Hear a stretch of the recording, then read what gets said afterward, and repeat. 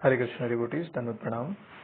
Please accept my humble obeisances. All glories to Srila Guru and Gauranga. So, continuing our discussion on Srila Prabhupada's small books. One of the small book is the Krsna Consciousness, the Matchless Gift. So, we are continuing our discussion from chapter number 7, the Matchless Gift. That is, Liberation in Krsna Consciousness. Till now we have discussed so many things, step by step, and this chapter is conclusive of the whole chapters that we discuss and our final destination of life. Many people want liberation like they become one with God, entering into the Brahma Jyoti, but that is not actually liberation. Liberation means our nature. Actually, what is our nature? If we are observing our mind, then it cannot be stay still for a while. It requires some kind of work. Like a child is keep looking out the things outside and thinking and maybe playing with some gadgets nearby or whatever item available in nearby. After boyhood, play with cricket, whatever maybe.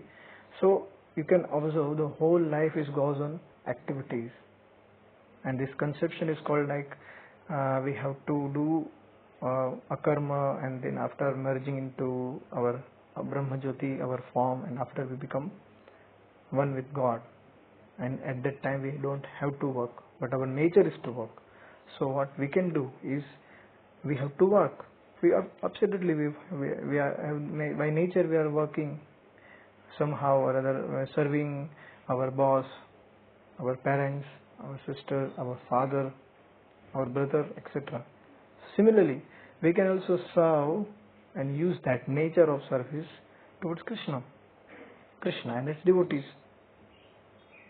So this chapter is like conclusion or crux of our Krishna consciousness journey or goal of Krishna consciousness life, what we want actually.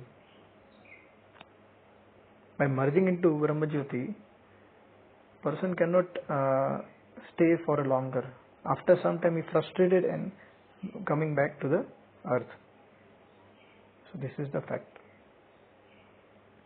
So continue our discussion, but before continuing, let us offer Mangalacharan prayers. Om Ajnanatimirandhasya Jnananjana Shalakaya Chakshurunmilitam Yena Tasmai Shri Guruve Namah. Shri Chaitanya Manobhishtam Stapitam Yena Bhutale Swayam Rupah Kada Mahyam Dadati Swapadantikam Vandeham Shri Guru Shri Yuta Padakamalam Shri Gurun Vaishnavamscha Shri Rupam Sagrajatam Sahagana Raghunathanvitam Dam Sajivam Sadvaitam Savadutam Parijana Sahitam Krishna Chaitanya Devam Shri Radha Krishna Padan Sahagana Lalita Shri Vishakhanvitamscha He Krishna Karuna Sindhu Dinabandho Jagatpate Gopesha Gopika Kanta Radha Kanta Namastute Tapta Kanchana Gaurangi Radhe Vrindavaneshwari Rishabhanu Sute Devi Pranamami Hari Priye Namo Mahavadanyaya Krishna Prema Pradayate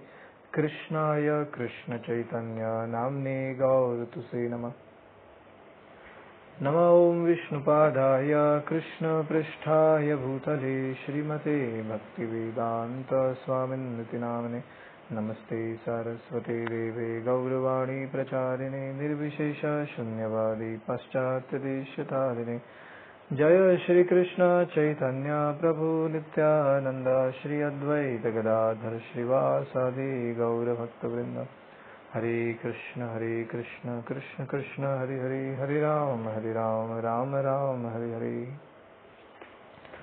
So Krishna Consciousness, the Matchless Gift, Chapter 7, the Matchless Gift, that is Liberation in Krishna Consciousness.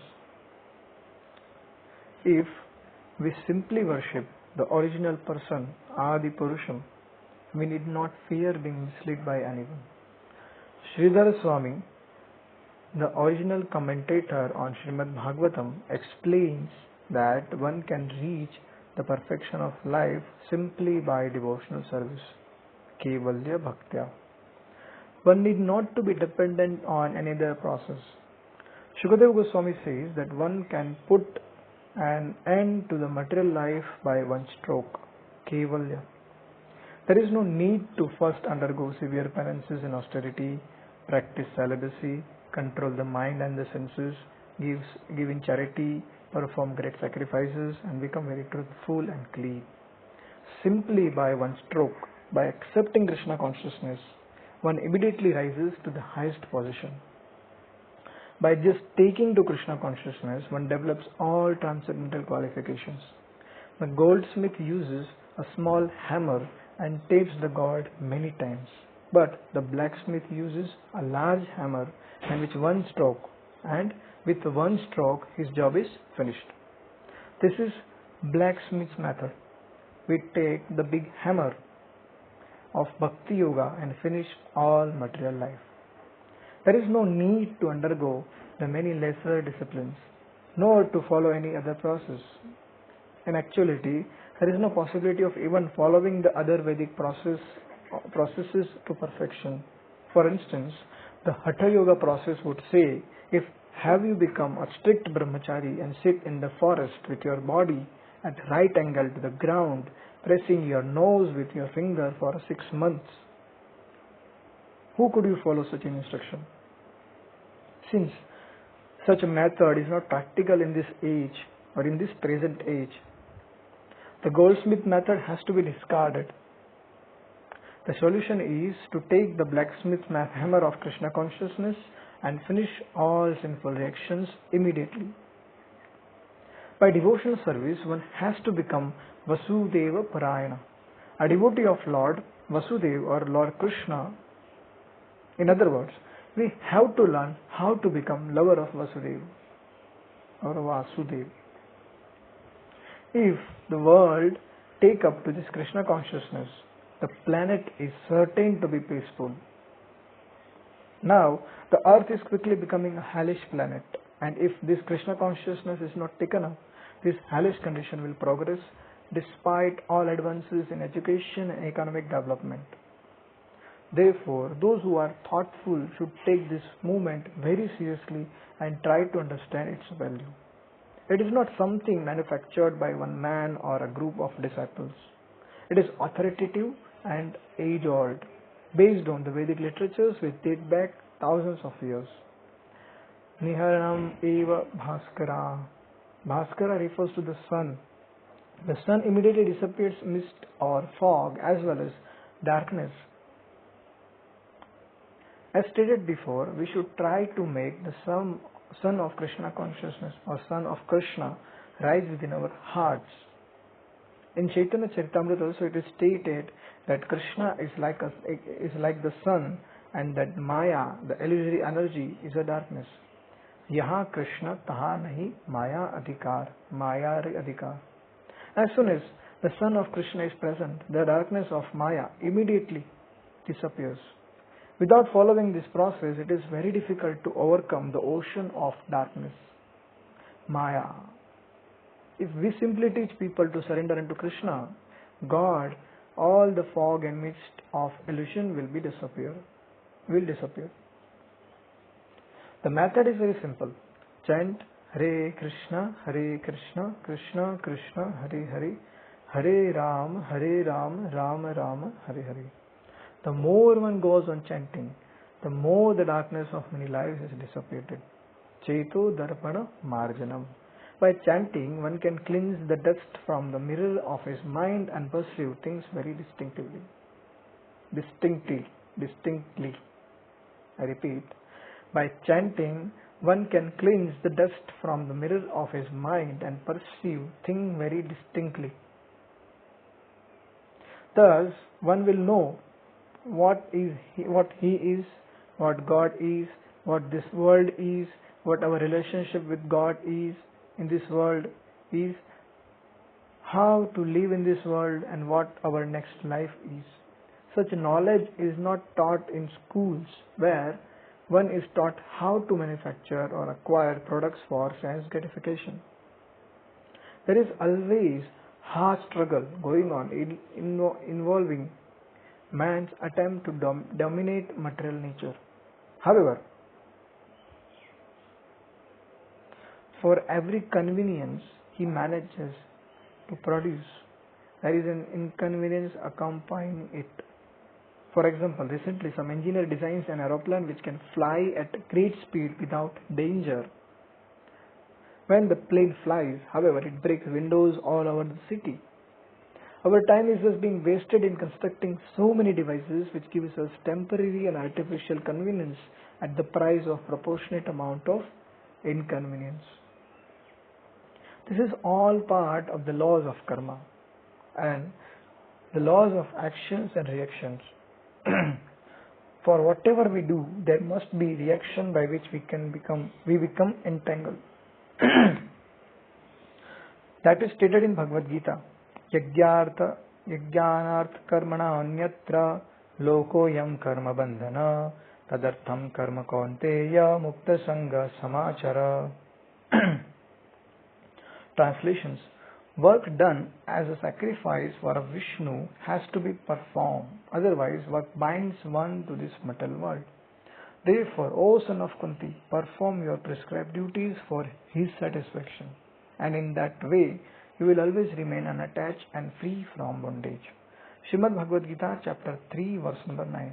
When one acts for sense gratification, work entangles him, either the work is good or bad. But if one works for Krishna, yajnarthat karmano, he will be free, regardless of the possible disability of his work. Not only does Sukadeva Goswami recommended unalloyed devotional service, but he further says that by devotional service, one's sinful activities will be negated. Every one of us is more or less sinful. For if we were not sinful, we should not have been put into material bodies. As soon as one is free from sinful life, he is liberated and transferred to the spiritual world in a spiritual sky, in a spiritual body. The whole process is to cleanse oneself from contamination of sinful or material life. Shukadeva Goswami said, "My dear king, those who are sinful can become purified from contamination by tapadivi, practicing austerity."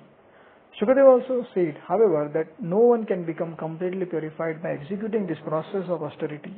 There are many examples of yogis who practiced austerities but did not emerge completely pure. Vishwamitra Muni, for example, was Kshatriya who wanted to become a Brahmana and therefore began to practice austerity. Later on, however, he become a victim of Menaka, the society girl of the heavenly planets.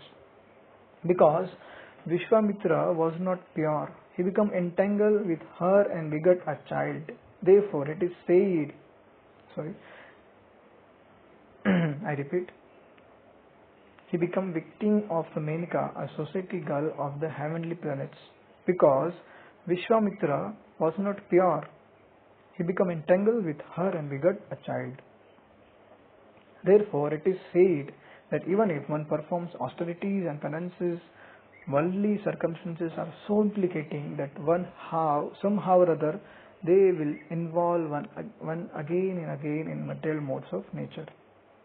I repeat, very, very important sentence is that. It is said that even if one perform austerities and penances, worldly circumstances are so implicating that somehow or other they will involve one again and again in material modes of nature. There are many examples of sannyasis who give up the world, renouncing it as false, saying, "Let me return to Brahman," but they again become entangled in the work of world when they set up hospitals and perform philanthropic work and welfare activities. If the world is false, why are they attracted to the welfare activities? The philosophy of Krsna Consciousness maintains that this world is not false, but that it is temporary. God created this world and is true. So how can his creations be false? Because this is the creation of God. The God is absolute truth. This creation is also true. We simply see it otherwise due to illusion. The world is fact, but it is a temporary fact. A person may claim something within this world to be his property, but that is false claim. It is fact that it is someone's property, but it is God's property. Ishavasyam idam sarvam. This doesn't mean, however, that the property is false. What is false is claim to the property. It is based upon puffed up false consciousness that individual is the proprietor, the master or God. Everyone desires to be master or proprietor of something, then minister, then president, and then God. When everything else fails, the living entity wants to become God. The tendency is there to want to become greatest of all, but the fact remains that God is the greatest and the living entity is small compared to Him. The smallest is not false and the greater is not false, but when small think that he is great, that is fault. That is fault and false. We understand from Vedic literature that Brahman or spirit is anor aniyanam, smaller than the atom, and mahato mahiyamsa, greater than the greatest. As far as we can conceive, the space which contains the universe is the greatest, but Krishna has shown millions of universes in his mouth. The greatness of God cannot be comprehended by the living entities who are the part and parcel of God.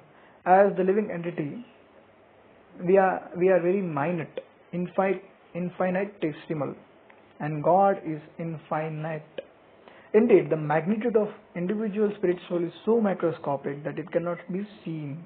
One cannot even imagine with his material senses. Therefore, it is said that the spirit soul is the smaller than atom, anor aniyamsa. Since the living entity and Krishna, the Supreme Lord, are both spirit, they are qualitatively one. Quantitatively, however, the Lord is great and living entity are small. This fact can be accepted immediately on the basis of Vedic information. In Brahma Samhita it is stated, Yasyeka nivasita kalam athavalamba jivati loma vija jagat anda natha. So it is from Brahma Samhita. Yasyeka nivasita kalam athavalamba Yasyeka nivasita kalam athavalambya jivanti loma vilaja jagat anda natha. Many billions of universe come out of God's body when He exhales, and then again disappear when He inhales. Simply by His breathing, millions of universes are created and dissolved. If this is the case, then how can the living entities claim proprietorship over anything? One's position is safe only insofar as he does not falsely declare himself to be God or proprietor. Nice statement, I repeat. One's position is safe only so far as he doesn't falsely declare himself to be the God or proprietor. It has become fashionable to claim to be God, and fools accept such claim. But from Vedic literatures, we understand that God is not so cheap. As long as we are not making puffed up ego-centered claim, we are already liberated. Oh, nice. There is no need to actually seek liberation, but as long as one thinks I am this body, he is not liberated. Liberation means knowing perfectly well that oneself is separated from the body. Therefore, Sukadeva Goswami said, Prayaschittan vimarsanam. Develop your knowledge that will give you relief. Our knowledge is perfect when we come to know that we are very, very small particles of spiritual spark, and that God, the Supreme, is the greatest spiritual identity, supplies all our necessities. Eko bahunam yovidvanti kaman. By knowing ourselves as a minute particle, part and parcel of God, we can understand that our duty is to serve God. God is the center of all creation, of whole universal body. He is the enjoyer and we are His servitors. As this conception becomes clear, we become liberated. Liberation entails freedom from all false conceptions. It is not that upon liberation one acquires 10 hands. In Srimad Bhagavatam, liberation is defined as muktir hitvatha rupam. Mukti means to give up, and anyatha rupam denotes a false conception of life. This is to say that when one is situated in his original constitutional position, Having given up all false notions, he is liberated. It is also said in Srimad Bhagavatam that by the acquisition of knowledge, one becomes liberated immediately. That knowledge can be very easily acquired, for it is simple. For it is simple. Simple. God is great and I am very small. He is the supreme proprietor, supplying all necessities, and I am his servant. Who can challenge this? It is a fact. We are simply under the false impression that we are thieves or that we are this or that, and this leads us to ultimate false impression that we are God. Yet we do not consider that manner of God we are. What manner of God we are? Small bodily disorder will send us to the physician. One who claims to be the supreme therefore should be understood to have fallen to the last snare of Maya. One who is thus fallen cannot even be liberated, for he is bound by the false impressions. Only when one attains proper knowledge can be actually be liberated. The stage of liberation is also called Brahma Bhuta stage.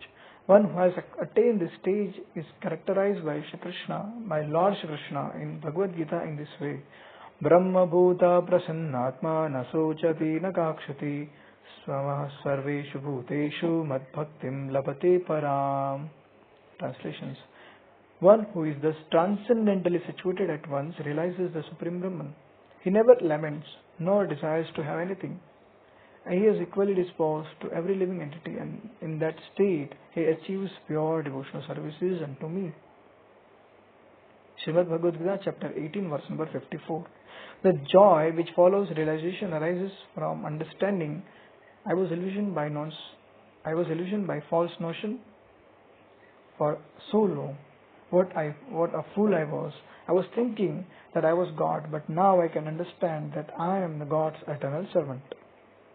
Upon gaining such realization, one attains liberation and becomes Prasanna Atma or jolly, for this is the constitutional position of the living entity.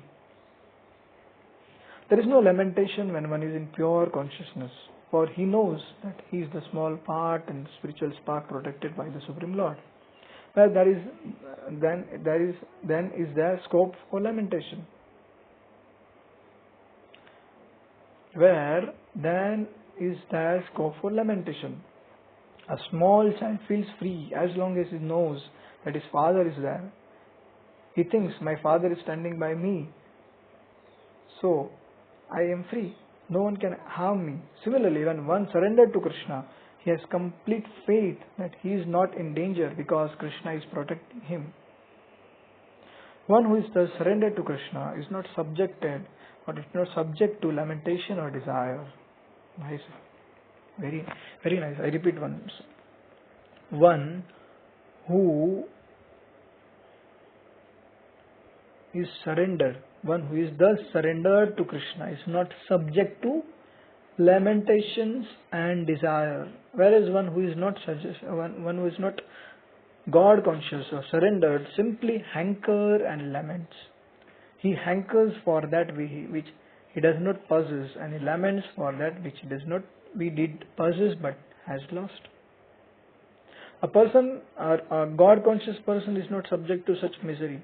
If something is lost, he knows that it is God's wish, and he thinks God desires this, so it is all right. He doesn't desire anything, for he knows that all his necessities are being provided by Krishna, the Supreme Father. As soon as one understands his relationship to God, he realizes universal brotherhood, for he understands that all men and animals, indeed all life itself, are all parts of the Supreme Whole and therefore all equal. Saying this, one does not envy, exploit or trouble another living entity. Thus, one who is devotee of Krishna automatically develops all good qualities, for he is in proper consciousness. Harav avaktasya kato bhatguna maho manorathena asti dhavato bahi. One who has developed Krishna consciousness will manifest all the good qualities of demigod. Indeed, it is stated, Vancha kalpatarubhascha kripa sindubhya evacha. A Vaishnava or a devotee of Krishna is an ocean of mercy to others. He gives the greatest gift to the society, for society is in direction of God consciousness. A Vaishnava bestowed the priceless gift of Mahamantra, Hare Krishna, Krishna Krishna, Hare Hare, Hare Ram, Ram Ram, Hare Hare. Simply by chanting this mantra, one can remain in liberated state. One should not think, however, that this state is simply the state of trance whereby one remains seated in lotus position in a corner for days and on end. No, liberation means serving. One cannot simply say, now I have dedicated my life to Krishna, let me remain seated in samadhi. The standard of surrender must be maintained by Nishevya, serving. As one serves the Supreme Lord, the Lord reveals himself within the heart. The program of devotional service to the Lord is executed from morning to night. Indeed, Krishna says in Bhagavad Gita that one must engage in devotional service to him 24 hours a day. It is not that we should meditate for 15 minutes and then engage in all kinds of nonsense. The more we serve, the more we dedicated to Krishna we become. The more we serve, the more we dedicate to Krishna we become. Therefore, a person should utilize whatever talent he has for Krishna. There are 9 processes of devotional service: hearing, chanting, remembering, serving, worshipping the deity in the temple, praying, carrying out orders, serving the Lord as friend, and sacrificing everything for Him.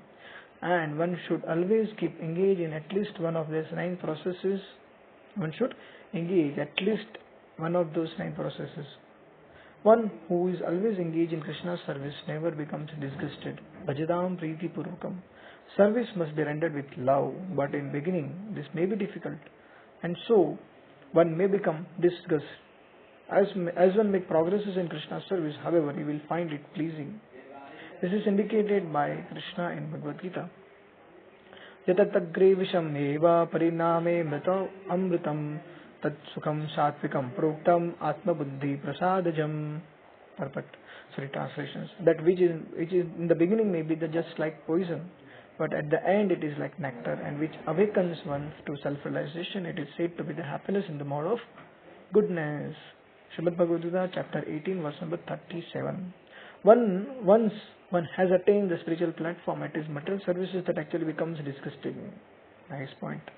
One has attained the spiritual platform, it is material service that actually becomes disgusting. Earlier it is reverse. Earlier it is poor in chanting, sleeping in chanting, but now it is advanced further, and it feels like the material services are like disgusting or not interesting anymore.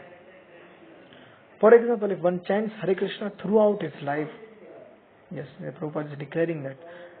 For example, if one chants Hare Krishna throughout his life, he will not grow tired of the names. But if one chants the material name over and over, he will soon become disgusted. The more one chants the names of Krishna, the more he becomes attached.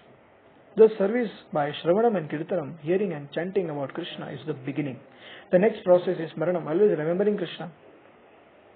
When one is perfect in chanting and hearing, he will always remember Krishna. In this third stage, he becomes the greatest yogi. Yoginam abhi sarvesham madbhakti antaratmana shuddhavan bhajate yomam samyukta tamamata. In Bhagavad Gita it is confirmed. So, nor is the process in Krishna consciousness ever lost. In material world, if one begins to construct a factory but does not complete it, the factory is useless for all intents and purposes. If the construction is stopped and the building is half finished, whatever money is invested is lost. This is not the case with Krishna consciousness. For even if one does not come to the perfectional point, whatever work he does is permanent asset, and he can begin from that point in his next life. Krishna also confirmed in Bhagavad Gita that one who begins Krishna consciousness cannot lose anything. Neha vikramana sosti pratyavayo na vidyate swalpam api asya dharmasya trayate mahato bhayat. I repeat. Neha vikramana sosti pratyavayo na vidyate swalpam api asya dharmasya trayate mahato bhayat. Translations. In this endeavor, there is no loss or diminution, and a little advancement on this path can protect one from most dangerous type of fear. Srimad Bhagavad Gita, chapter 2, verse number 40. In the 6th chapter of Bhagavad Gita, when Arjuna asked about The fate of unsuccessful yogi, Sri Krishna replies, Partha naiveyanam mruta vinasastasya vidyate nahi kalyana kratakas kanschit durgatim tatra tatagacchati. I repeat, Partha naiveyanam murta vinasastasya vidyate nahi kalyan krataschit durgatim tatagacchati. Translations: O son of Pratha, our transcendental is engaged in auspicious activities does not meet with destruction either in this world or in spiritual world. One who does good, my friend, is never overcome by evil. Srimad Bhagavad Gita chapter 6 verse number 40. The Lord then indicates that the unsuccessful yogi take up to this practice of Krishna consciousness in the next life, beginning from the point where he is left off. In other words, if one has finished 50% of process in one life and in the next life he begins at 51%. Whatever material assets we accumulate in our life, however, are all annihilated at death, for we cannot take material appearances with us. However, one should not think that he will do well to wait for the next life to attain Krishna consciousness. This is also one of the excuse. One should not think that he will do well to wait for the next life to attain Krishna consciousness. Now these people are thinking our devotional service remain now, then we can do some bhogas in this life and our next life we can continue this. This is cheating. So Chaitanya Mahaprabhu is Patita Pavan, not Kapata Pavan, Kapati Pavan. So if we do kapat in devotional service, we not be forgive or pardon. So we should be focused and our goals to be fixed. We should try to fulfill the mission of Krishna consciousness in this life. Krishna promises us that one who becomes his devotee will come to him without fail. Manmana bhava mad bhakto madhyaji mam namaskaru mam evasasya satyam te patijane priyotsime. Translations: Always think of me, become my devotee, worship me and offer your homage unto me. The result is that you will come to me without fail. I promise you this because you are my dear friend. Because you are my dear friend. Srimad Bhagavad Gita chapter 18 verse number 65. When we think of coming to Krishna, we should not think that we will be standing before a void or an impersonal bright light. Krishna, God, is a person just as we are person materially. God is a person just as we are persons. Materially, we can understand that our father is a person and that his father is also a person and in that his father's father is a person. And so on back to the Supreme Father, who must also be a person. This is not very difficult to understand, and it is not worthy that God is called a Supreme Father, not only in the Vedas but in the Bible, Quran and other scriptures. The Vedanta Sutra also confirms that the absolute truth is original Father from whom everything has taken birth or emanated. This is also confirmed in the Vedas. Nityo nityanam chaitanas chaitananam eko bahunam yuviddhati kaman. But the Lord is the supreme eternal amongst all eternals and the supreme living entity is amongst all living entities.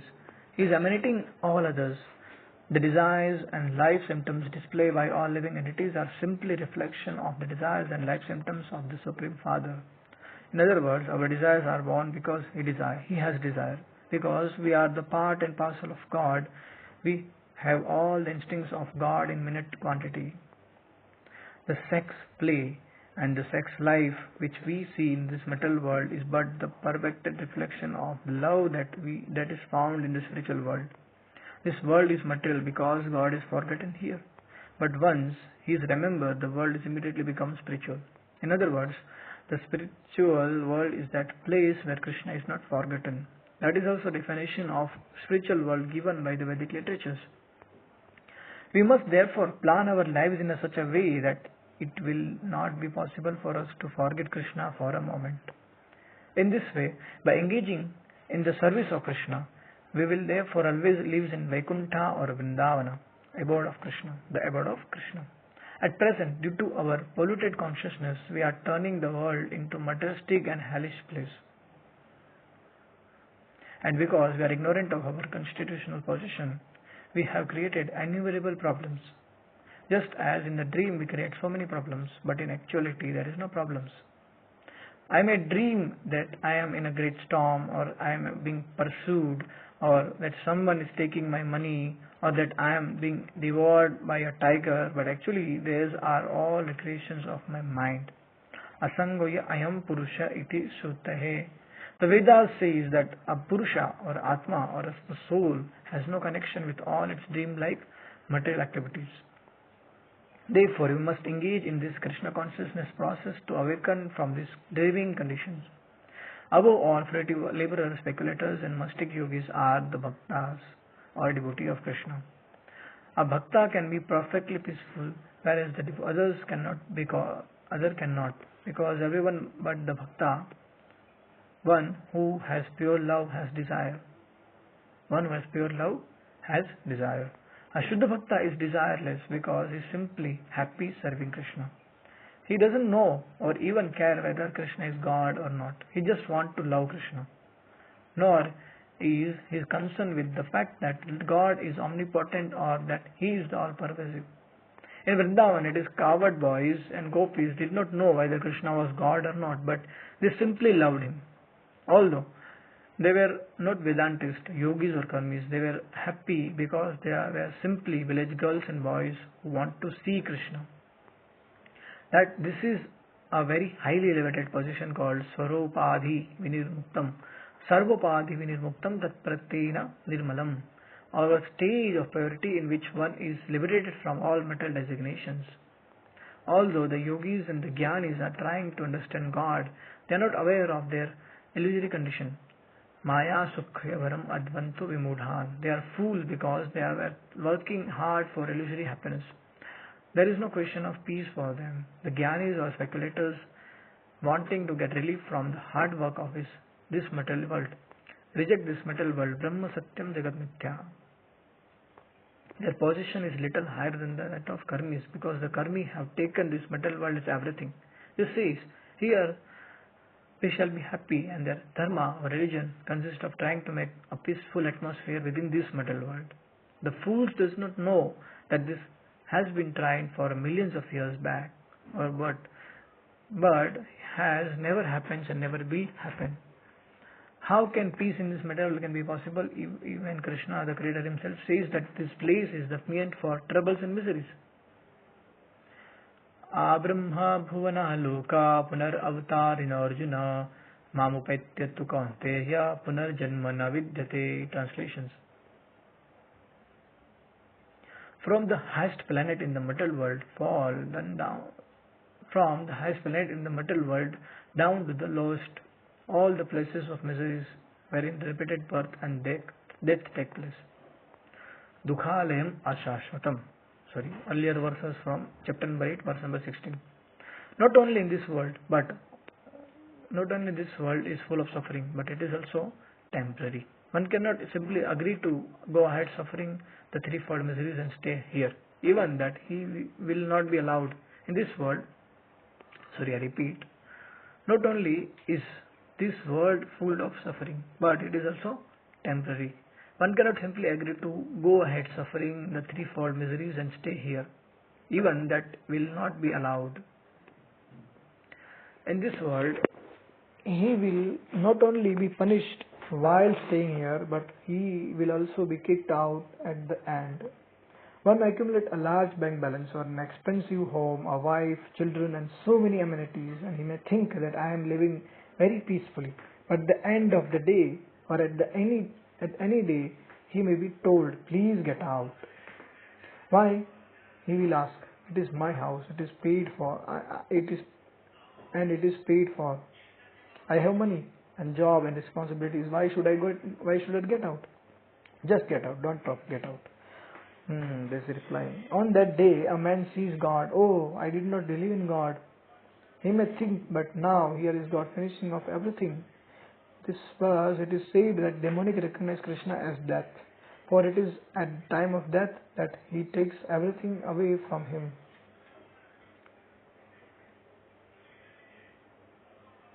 Away from them. Why do we want to see gods as that? Why? When the demon Hiranyakashipu saw Krishna, he saw him as a death personified, but a devotee Prahlad saw him as his personal form, as his beloved Lord. Those who challenge this God will see him in a ghastly aspect, but those who are devoted to him will see him in a personal form. In any case, everyone will ultimately see God. A person who is honest can always see Krishna everywhere. Krishna says, try to understand me, try to see me everywhere, but way of facilitating this method, the Lord says, Rasoham apsukaunteya, I am the taste of water. When we are thirsty and need a glass of water, we think we can drink it and feel happy. Understanding that the power of water is to quench our thirst is Krishna. Similarly, as soon as there is sunrises or moon rises, or moonshine, we can see, for he says, Prabhasmi Sasi Shuryaha, I am the sun and moon. At furthest, I am the sun and moon. At the further stage, we can see Krishna as life force within the body. He indicates in Bhagavad Gita, Punyo Gandha Prithvim Cha Teja Chasmi Vibhavso Jivanam Sarvabhuteshu Tapas Chasmi Tapasvishu. Translations: I am the original fragrance of the earth, and I am the light of fire, and I am the life of all that lives, and I am the penance of all austerities. Srimad Bhagavad Gita. I am the penance of all ascetics. Srimad Bhagavad Gita, chapter 7, verse number 9. Once we understand that all things are dependent upon Krishna for their existence, there is no possibility of his ever becoming lost to us. In Srimad Bhagavad Gita, the Lord indicates that all things abide in Him in both their beginning and their end, and also in the interim stage. Etadyoni bhutani sarvaniti upadraya badharaya aham krishnasya jagata prabhava pralayastata matta parataram nanyat kinchit asti dhananjaya mai sarvamidam proktam sutre mani gana iva. Translations: of all that is material and all that is spiritual in this world, know for certain that I am the both its origin and dissolution. O conqueror of wealth, Arjuna, there is no truth superior to me. Everything rests upon me as a pulse on the thread. Srimad Bhagavad Gita, chapter 7, verse number 6 and 7. Krishna is easily visible, but he is only visible to those who are devoted to him. For those who are envious, foolish, or unintelligent, he obscures himself with his veil of Maya. Naham prakasha sarvasya yoga maya samavrita mudhoyam navijanati loko mam ajam avyayam. Translations: I am never manifest to the foolish and unintelligent. For them I am covered my eternal creative potency Maya. Thus the deluded world knows me not. Who am I unborn and infallible? Chapter 7, verse number 25. This eternal creative potency or Yoga Maya, which obscure Krishna to be unintelligent, is dissolved by love. This is the verdicts of Brahma Samhita. Premanjana Churita Bhakti Vilochanena Shanta Sadeva Radayeshu Vilokayanti. Translations: one who has developed love for Krishna can see him within his heart 24 hours a day. Those who thus see Krishna are not anxious because they know where they are going at death. I repeat, those who thus see Krishna are not anxious because they know where they are going at death. One who has taken the gift of Krishna consciousness knows that he will not have to return to this material world to take another body, but that he will go to Krishna. It is not possible to go to Krishna unless one attains the body like Krishna's Satchidananda Vigraha body, a body full of eternity, knowledge and bliss. One cannot enter into the fire and not perish unless he himself become fire. And similarly, one cannot enter into the spiritual realm in a body that is not spiritual, that is not spiritual. In spiritual body, one can dance with Krishna in the rasa dance with gopis and coward boys. This is not ordinary dance, but the dance of eternity in association of Supreme Personality of Godhead. Only those who have become purified in their love for Krishna can participate in it. One therefore should not take this process of Krishna consciousness as something cheap, but as a matchless gift bestowed upon suffering humanity by the Lord Himself. Simply by engaging in this process, all anxieties and fears of one's life, which in actuality revolve about the fear of death, are allayed. So with this, I have completed discussion on this Srila Prabhupada transcendental book, Krishna Consciousness, the Matchless Gift. So please keep hearing this book, and any feedback and queries, you can just message me or comment in below section provided. And any improvement, you can just call me on my number also. Thank you so much. Your servant Brijesh Tanai Das. Hare Krishna.